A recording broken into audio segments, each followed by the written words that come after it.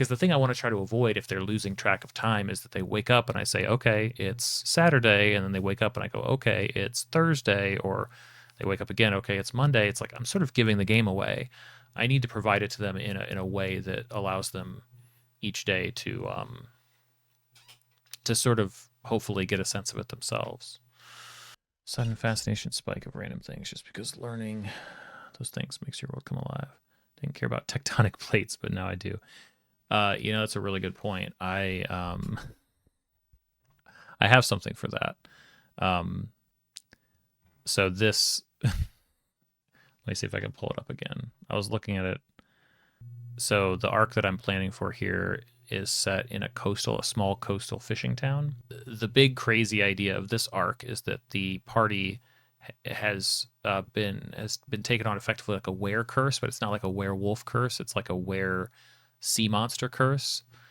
So they're unknowingly transforming every night into these horrible monsters and wreaking havoc in the area. One of the things that happens is that over the course of like probably 2 weeks, every time they take a long rest, they're going to wake up on a different day.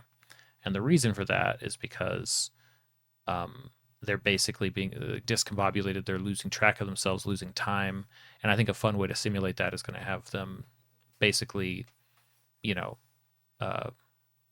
every day they wake up, the town's kind of in a different state. Kind of things are different, and everybody knows different things, and that could be an interesting. That could be a way of simulating that.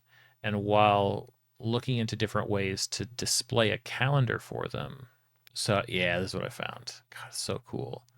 So it's a tide table. Get this image. So I was staring at this the other day when prepping. Look at that. So this is taken from an old it's like a scan from daily tide predictions for Eastport, Maine in 1867. So this page is from the first edition of a national annual tide table publication. So I was looking at this and I was like, okay, how could I incorporate like this is how this town keeps time. Obviously, like my world has its own calendar and stuff that I would replace this with, but I was like, I could very easily lay out something innocuous like this. Then it would just be about how to justify giving it to them.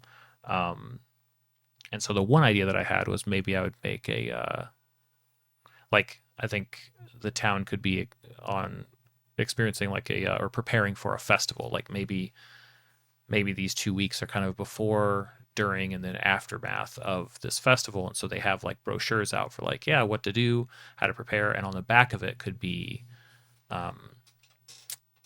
this type of like, keep your eye on the tide type of thing, and this is how they track time, because then the party through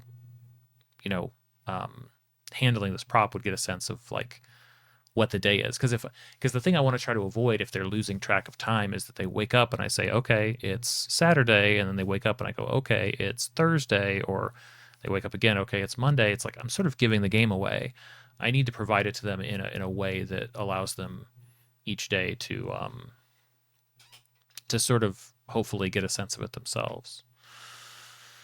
And got super inspired by this. I might have to draw up a little handmade brochure now that I have that idea. Hey, Simtar, question. Would I rather have specific and predetermined spells like Magic Missile, or more open to interpretation spells like Prestidigitation? To be honest, I'm not sure I really care. I think that I'm one of those DMs that doesn't really know player spells super well. It's very common for a player to say like, okay, I cast, aside from like the obvious ones, right? The ones that everybody knows, but if they're like, I cast, Tensor's floating disk or whatever, I'm like, okay, so what do I need to do? And I can pull it up. Obviously, I can look at it and read it too, but I don't have all of that internalized. I don't necessarily care to, because I can create magic for my monsters. I like. Well, I have two thoughts on it when it comes to Dungeon Masters. Me, as a Dungeon Master using magic, I detest putting um, the actual player spells into stat blocks. And anytime I have a stat block that I'm sort of cribbing from or borrowing, I have to change that because I don't have time when running monsters to go look up a player spell. What? So I got to have another book, and then I got to look up that. And no, I want it just. I want that thing spelled out. I don't care if it has to be like a 2-page long stat block. I want that thing spelled out right there. The other reason is because I think there should be magic in the world that is strange to the party. I'm not limited by, and I don't think any dungeon master should be limited by the magic that's in the book. Technically, I don't think players should either. I think players should always be pushing for new kinds of magic also, because that's exciting and interesting. But definitely like monsters, evil mages, like there's so many, like what could they do? What would be amazing to see that they do? Sometimes I'll see people bending over backwards to try to use some combination of spells as a DM to try to like allow something to happen. And it's like, just make a new spell. Just create a bespoke set of things that bad guy can do. And then when a party experiences it, like I remember once, Nothics are a recurring creature in one of my campaigns, my Wednesday night game. Nothics are basically all over the world, and they're a big problem, terrorizing, changing trade routes, and forcing the king to respond, and guilds are trying to handle it, and everybody's got these different proposals. Meanwhile, nobody really knows where they're coming from.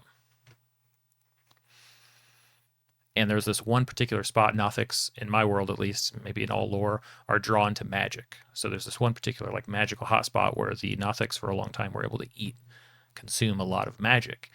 And that amped up their abilities so much that when the party fought them, the Nothics were counterspelling melee attacks. Like, think about that. Like, it was super bizarre and weird where they're like, wait, they did what? It's like, yeah, they just counterspelled that attack, so it didn't land. And it's like everybody's just trying to like imagine what they're actually seeing, you know? So make new spells, break the rules. The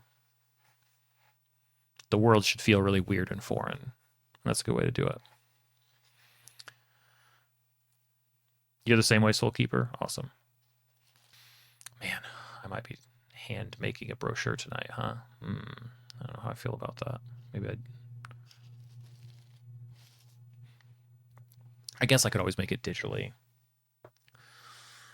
because it wouldn't be hand drawn. It would be, okay, so I need to make it digitally, print it, and then mark it up by hand. That's how it feels real. I need to weather it.